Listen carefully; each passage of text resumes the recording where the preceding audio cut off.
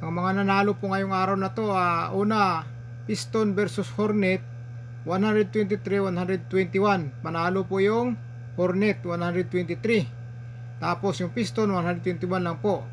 Pangalawa naman po, Timberwolves versus Raptors. Panalo po yung Raptors, 110. 105 lang po yung Timberwolves. Ang pangatlo naman po, Utah Jazz versus Spurs. Panalo po yung Spurs, 126-118 lang yung Utah Jazz. Ang pang-apat po at pinakahuli, Orlando Magic versus Lakers. Panalo po yung Orlando Magic, 119-118 lang po yung Lakers. 1 point lang po. Natalo po sila dito dahil po sa free throw ni Anthony Davis na hindi po pumasok. Dalawang free throw ni Anthony Davis hindi po pumasok. At sa kakasamaang palad, na ipasok po ni Wagner yung 3 points. Kaya nalamangan ang Lakers ng 1 points. Baldog kasi yung dalawang free throw ni Anthony Davis. Una kay LeBron, dalawang free throw, isa lang pumasok. Nung si Anthony Davis naman ang sunod na free throw, dalawa, isang pumasok. Ang pinakahuli na na-foul si Anthony Davis at nag-free throw, sayang, baldog po yung dalawa. Kaya nung nabula na ng Orlando Magic, ayun, naipasok ni Wagner sa 3 points, kaya nakalamang ang Orlando Magic. Kaya doon po sila natalo. Kaya malaking pagsisisi po ang mga Lakers nito, sigurado po, dahil po sa free throw nila na hindi po pumapasok. Kahit si Austin Reeves hindi po nakakapasok ng free throw. Dalawang free throw po niya, hindi po pumasok. So yan po mga idol ang mga nanalo ngayong team ngayon. Hornet versus Pistons, tapos Raptors, Spurs, and Orlando Magic. Sila po yung mga nanalong team ngayon. 4 na laro lang po ngayon araw mga idol. Tapos ang standing naman po ngayong araw mga idol, ito po ay ang standing sa Western Conference. Nangunguna po yung Golden State Warriors, 11-3. Nasundan po ito ng OKC, 12-4.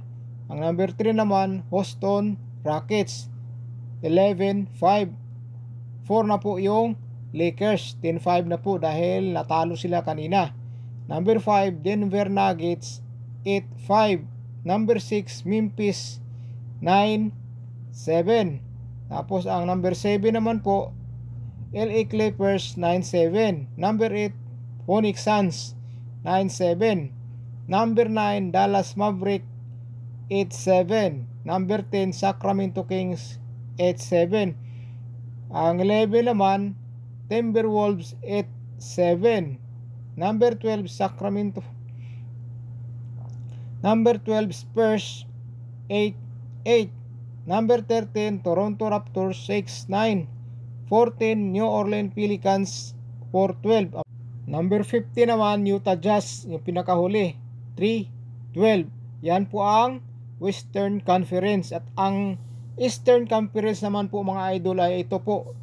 Number 1 pa rin po ang Cleveland Cavaliers, 16-1. Number 2, Boston Celtics, 12 wins, 3 losses.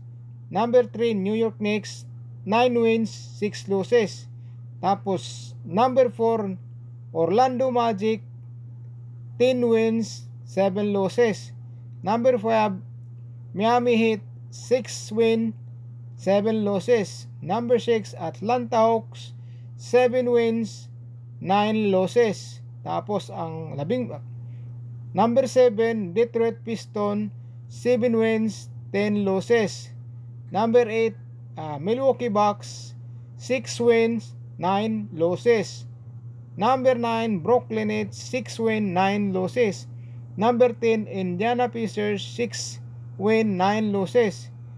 Number 11, Charlotte Hornets, 6 wins, 9 losses. Number 12, Chicago Bulls, 6 wins, 10 losses. Number 13, Toronto Raptors, 4 wins, 12 losses. Number 14, Washington Wizards, 2 wins, 11 losses. Tapos ang number 15, ang pinakahuli, 76ers, 2 wins, 12 losses. Grabe ang 76ers.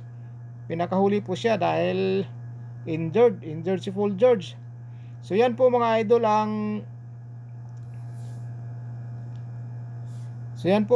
ang standing ng Western and Eastern Conference. So maraming salamat po mga idol sa panonood nyo, at kung bago lang po kayo sa channel ko, huwag na po sana kalimutan mag-subscribe mga idol para sa mga susunod natin mga video. Ingat po kayo mga idol. Maraming salamat po sa panonood nyo.